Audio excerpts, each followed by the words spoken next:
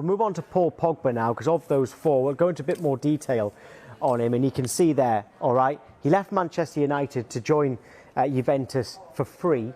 That was in 2019. He rejoined in 2012, sorry. In 2016, he rejoined Manchester United, but he cost them £89 million, getting paid £15 million a year for 6 years. That's £179 million that Pogba has cost in fee and wages alone. I don't think that includes bonuses as well. Could he really leave this summer again for free, right?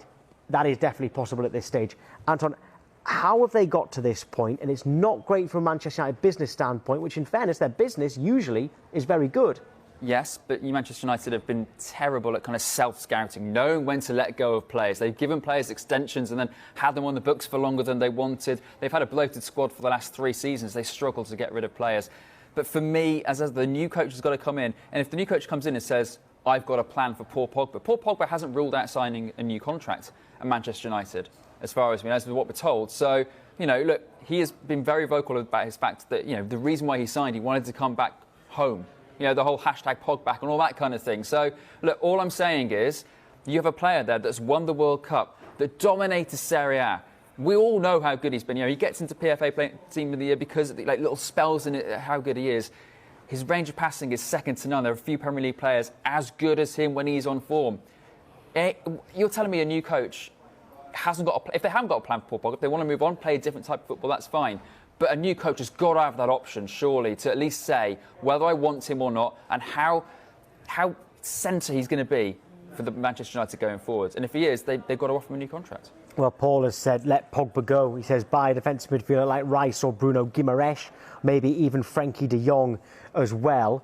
There's another Manchester United fan here who said, in terms of all those players we listed who are out of contract, he said, let them all go, including Paul Pogba. And Harris Khan says it should be more about incomings and outcomings at the moment.